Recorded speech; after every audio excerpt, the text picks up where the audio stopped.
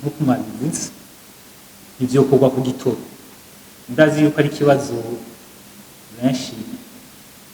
bafise kandi kubera ko ikibazo gihanze igihugu igitoro ni kimwe muga nti ibibazo no munsi bihanze abenegihugu kubera ko kitaboneka ku bwinshi cyangwa ko twaba tuvyifuza ariko ni comparaison idashobora gukorwa idashobora gukorwa ku mvo zitandukanye iya mbere ni uko isukari dukeneye mu mwaka uko tuyikonsoma n'ibitoro dukeneye mu mwaka uko tubikoresha yatandukanye uburyo bukenerwa kugira ngo dushobore satisfaire la demande au niveau local y'isukari sico kimwe n'uburyo bwokenerwa kugira ngo satisfaire la demande au niveau national ariko nuko tuba turiko tugerageza kubwiza ukuri igitoro hageze kukigura tukidandaza mu marundi ngaha anye tukaja kukirangura mu madevize amadevize yova he udafise stratégie iboneka yo kwinjiza amahera mvamakungu akwiye kugira ngo ushobore kwiyaprovisiona kuri ico gitoro naho nyine ushake uliberalize ico gitoro gicoboneka kubera ubwo buryo ukeneye atabwo uza kuronka canke uza kubukreya kugira ngo buboneke ni kugwiza les exportations no kugwiza amahera mvamakungu yinjira mu gihugu ni ibikorwa turiko turakora kugira ngo twongereze umwimbu ubutare twongereze mu mwimbu muri ivyo biterwa mvamakungu bishobora kudandazwa hanze y'igihugu ikawa amavoka n'ibindi bishobora gutuma uburyo bwinjira mu gihugu bwiyongera cyane cyane uburyo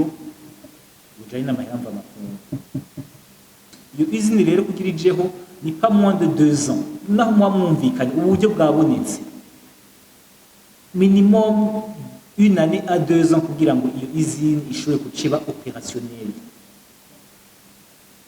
none en attendant twoca dushiramo ingufu zose muri izini shasha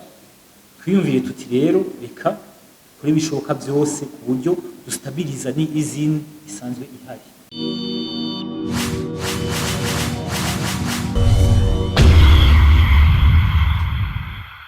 uno munsi ko dufise uburyo buke twiyumvire tuti reka à court terme tugire réhabilitation de l'usine existante muga en parallèle tuvugane n'aba investisseurs boca bafasha Sosumo kuca igira extension ya usine ikacizana mu mashini mashasha na ma stratégie ariko akogwa en parallèle si kimwe kizorindira ikindi oya en même temps turiko turaba ukungene dushiraho izindi shasha muga kugira ngo izindi nicihagarara yubu ntihagarara reka turabe kumwe tuyimoderniza canke tuyirehabilita uburyo la production yoba stable uko yari iri araciye imyaka ivyo rero bizotuma ko byose ni biharuro tu investis dans la réhabilitation ubuza amahera azogaruka kuno munsi nashira mu miliyoni 10 z'amadolari kugira ngo ire réhabilitation nzi ko mu myaka 3 nzoba nayagarukanye réhabilite abanzi ko mu myaka 20 izokurikira ya réhabilitation yansubije amahera nakoresheje muri réhabilitation kandi nanose n'inyungu mugamba parallèle nacengira iki naciye nongereza taille de l'entreprise bwaguke ntangiza machine nshasha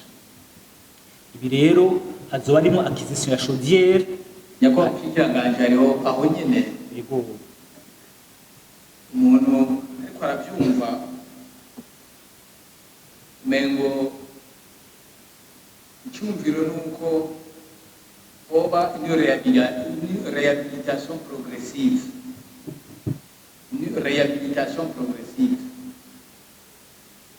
ariko mukavuga muti meme les hommes nabo akaba haronderwa des hommes compétents icyo gihe kubaka inotre usine yoba harya hirya yindi yubatse uca bayubaka mu kindi kibanza kuko muvuga ati parallèlement kuko la nouvelle usine yozana ivyuma bishasha donc muca muronde yindi site harya hafi nabonye haragutse harya hafi ku buryo ibizane umuca mujyana n'uyu washasha mugabo hirya yindi ntituyihebe kugira ngo ibe ibandanye produisa ariko igikenewe c'est la planification kugira ngo hazoce hoba hajya une bonne planification noneho iyo planification n'ikintu kijanye na ressources humaines naco kikazamo kugira ngo kiyumvirwe neza l'homme qu'il faut ku kazi qui convient anatanda yuko parallèlement azoba ariko hiyumvirwa iyo nouvelle la mise en place de nouvelle usine sinzi nimba ari byo mwashatse kuvuga ego menye iteka n'ivyo nyene neje kuca wivuga neza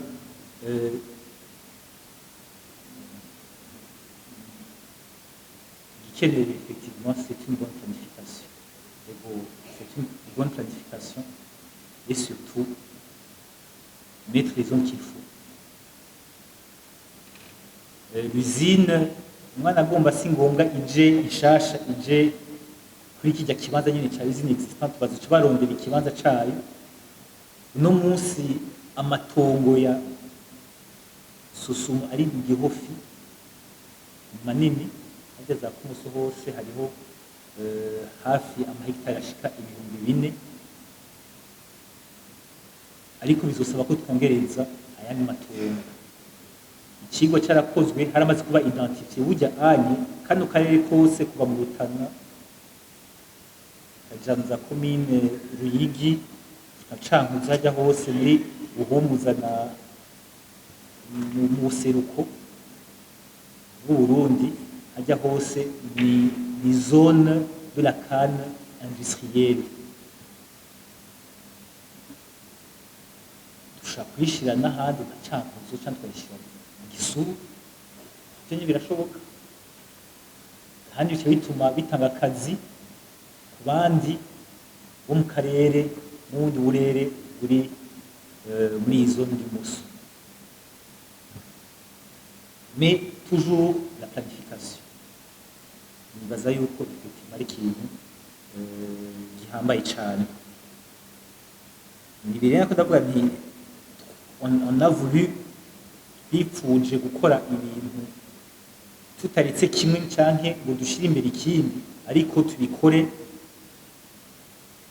en parallèle uburyo réhabilitation ibe mugabo na usine shasha izobirikira projet ya usine shasha izobirikira shirwa mu ngiro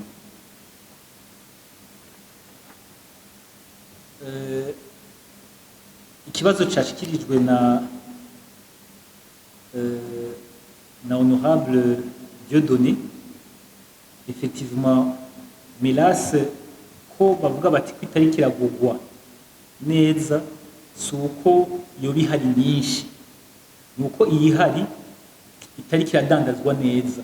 canke bayidandaza ku giciro gito kubera ko effectivement le service marketing jeje kurondera abaguzi isanzwe ihari muga nta bakozi bari affecté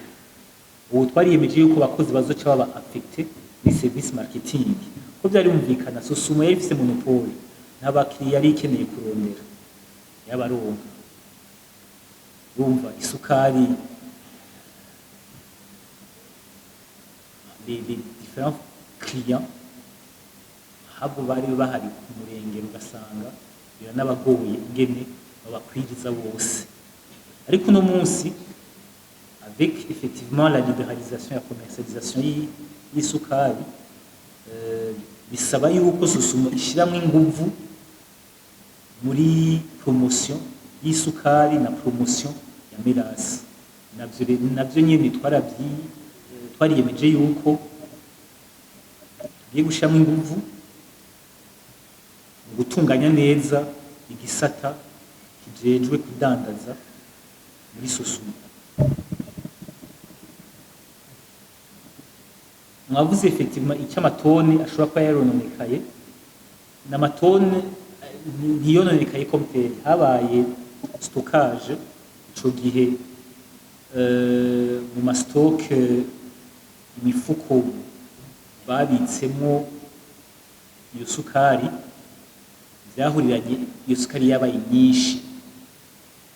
hanyuma mu kuyipanga bayipanga bagereka ko imifuko gushika naho ishikira amabati gasanga iri hafi amabati ya sukari rero kubera ko usanga ubushuhe imifuko yaravunguka yari yarabitswe hejuru kuvunguka rero iyo sukari rero gasanga cisesekara ariko ya sukari iba iyo twokwita ngo ni amaperte canke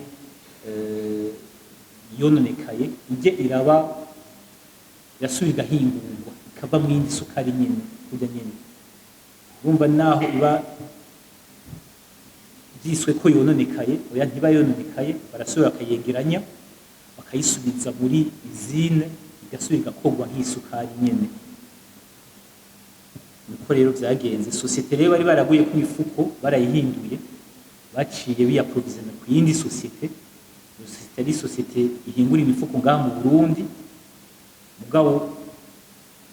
technique de production uko iyo mifuko yari ihinguwe ni hariho agahazi baci barondera ubundi mu fournisseur cyo bituma twavuze yuko iyo recommandation yarakozwe imifuko ihari ni myiza kandi twaciye tubabwira tuti bashireho système nziza de stockage y'isukari. Honorable Emmanuel effectivement mwashikirije impungenge z'uko twatanze ikirangamisi muga tutigeze dutanga la faisabilité cyangwa ukungene byoca bija mu ngiro no munsi biroroshe hariho ama recommandation ajanye na gestion administrative et financière ivyo nivyari ibintu bigoye kugira le suivi no gukurikirana yuko abakozi ba Sosumo bariko bakurikiza amategeko kandi bakurikiza les règles de gestion zishirahamwe kiba gisigaye ni bijanye n'umwimbu ibi bijanye na production y'isukari ibi navyo ni ibinyi twavuze tuti la mise en œuvre ni gushiraho izindi nshasha vyogenda gute dufise un plan de mobilisation des ressources iyo plan de mobilisation des ressources irerekana neza kungene bwo buryo buzoboneka hariho ama action maze gutangura ni ibinyi twavuze tuti twaramaze gutangura kwegera partenaires aba investisseurs turiko turaganira nabo hariho nuko kuntu Sosumo iri mu biganiro n'amabanki hariho banki BDGR na banki CRDP barindeje mu biganiro kugira ngo bashobore kuronka ideni en devise ivyo vyose n'aya strategie yo kugira dushire mu ngiro ibi inye twiyemeje nibaza yuko twe nka leta nk'ubushikiranganje tuzoca tuguma hafi ko effectivement Sosumo nishiramwe rya leta no tutegeze kubaguma hafi kugira ngo tumenye neza yuko ibi biyemeje kandi twiyemeje gushira mu ngiro biriko bigenda neza.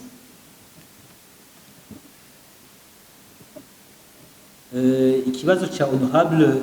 de vote effectivement ni kinya nindishura kuvuga nti est-ce que kugira réhabilitation ntibyo ari ugusesagura canke ari uburyo buba bupfuye bubaye imfagusa? Oya, ahubwo ni kugira ngo susumo ntihagarare kandi ishobore gucikora uko yari isanzwe ikora. Bisigura dukeneye des résultats rapides uno munsi ni uko twogira iyo réhabilitation. En parallèle tuba turiko turarondera ingene twokwinstalla iyo izine nshasha. Ibi navyo bisaba uburyo bwinshi ko twoshira inguvu mu kurondera ubwo buryo nka susumo yonyene bitwara umwanya muniniya. C'est pour ça qu'il faut aller vers un système de partenariat. Tumaze kuronka un partenaire crédible et fiable twizeye, dusigara turumvikana ukungene tuzogabura n'ukungene muri plan d'extension ivyo byose bizoca bija mu ngiro. Iyo naho umuronka birasaba yuko muri planification bishiramo neza, bitegura mukerekana ubwo buryo ngena azobuzana mu nyuma. Iyo usine n'amakomande gutunganya ivyo bibanza no kubaka iryo hinguriro ni espace de stockage, ivyo byose mukavyubaka ni processus. Iyo usine rero kugira ijeho ni pas moins de 2 ans. Naho mwumvikanye uburyo bwabonetse minimum 1 année à 2 ans kugira ngo iyo usine ishobore kuciba opérationnel. None en attendant twoca dushiramo inguvu zose muri usine nshasha, twiyumvire tuti rero reka kuri bishoboka byose ku buryo dustabiliza ni usine isanzwe ihari. Intererano zatanzwe na nyakubahwa ikibira cya kabiri cy'umukuru w'inama nshingamateka mwabivuze, kandi ni cela où hari nuvuga nti le nerf du combat ni ibinyene. Turi muri étape no munsi twiyemeje ibiyinye, ce sont des engagements. On doit planifier comment mettre en œuvre ces engagements. Ibi navyo ni biteza gukorwa n'ingoga. Après avoir planifié, il faut faire le suivi. Et à chaque étape de suivi, il y a une évaluation. Ivyo navyo rero nibaza yuko nkuko twabibemereye tugiye kubikora, kandi n'ivyegeranyo tuzoza turabirungika mu nama nshingamateka kugira ngo mumenye aho ikivi kigeze.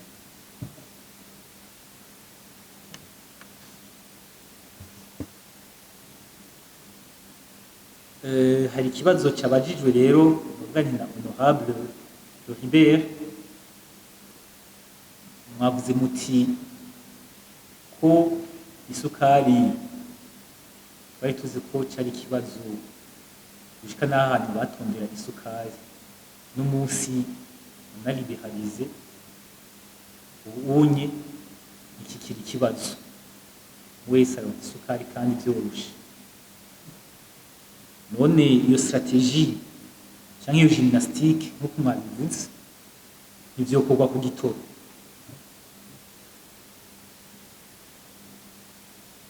Ndazi yuko ari ikibazo benshi bafise, kandi kubera ko ikibazo gihanze igihugu, igitoro ni kimwe nuvuga nti ibibazo no munsi bihanze abene igihugu kubera ko kitaboneka ku bwinshi cyangwa ko twuba tuvyifuza. Ariko ni comparaison idashobora gukorwa, ni comparaison idashobora gukorwa ku mvo zitandukanye. Iya mbere ni uko isukari dukeneye mu mwaka uko tuyikonsoma, n'ibitoro dukeneye mu mwaka uko tubikoresha yatandukanye. Uburyo bukenerwa kugira ngo dushobore satisfaire la demande au niveau local y'isukari sico kimwe n'uburyo bwokenerwa kugira ngo satisfaire la demande au niveau national ku gitoro. isukari mwana agomba twamporta twiyumviriye aho yoba iva mu bihugu byo mu karere iroroshe kuronka n'umunsi n'umuntu ashoye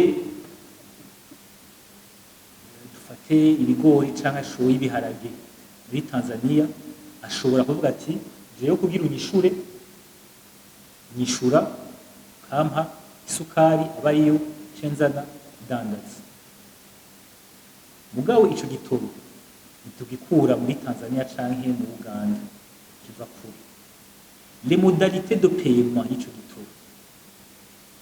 sico kimwe n'isukari bisigura yuko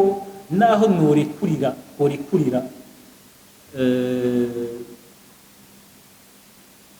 abavyifuza kuzana ibitoro ate nyene uno munsi ntibibujijwe umwana agomba ariko ni uza kumuriha gute nico kintu gihambaye aha rero igihugu kiba kiramenya ingene kitunganya kugira ngo igitoro kiboneke n'uno munsi turiko dushobora ibishoboka byose kugira ngo ikibazo cy'igitoro gishobore gutorerwa umuti kandi hariho akarusho turizera yuko vuba bizoca bitanga kuko ibyo turiko turakora turizera yuko vuba bizoca bitanga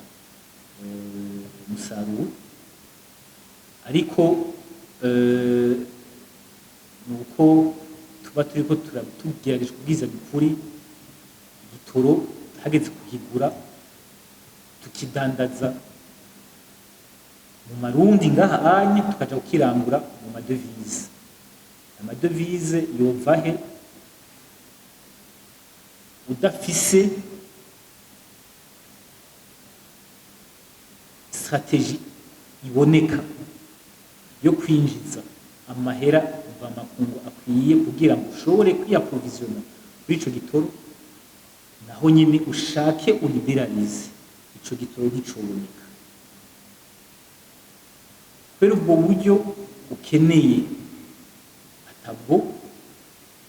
uza kuronka canke uza kubukira kugira ngo buboneke ni kugwiza les exportations no kugwiza amahera ava makungu yinjira mu gihugu ni ibikorwa turiko turakora kugira ngo twongereze umwimbu ubutare twongereze mu mwimbu muri ivyo biterwa bishobora kudandazwa hanze y'igihugu ikawa amavoka n'ibindi bishobora gutuma uburyo bwinjira mu gihugu bwiyongera cyane cyane uburyo bujanye n'amahera mvamakungu uno munsi rero ico leta iriko irakora ni kugwiza rero ubwo buryo mvamakungu kandi ubwo buryo mvamakungu bwiyongereye cyane cyane muri kino gisata c'ubutare bikunze tukongereza umwimbu umwana agomba abakudandariza ko igitoro baca bagira confiance kavuga bati turabona wowe urafise ivyankenerwa kugira ngo uturihe turabaye turaguha igitoro ideni uzoturiha progressivement kubera ko babona bati uriko urinjiza cyangwa urafise umwimbu ushobora kuca uzana ubwo buryo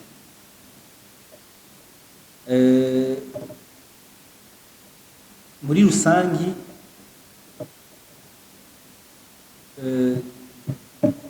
co mashikirize n'iteka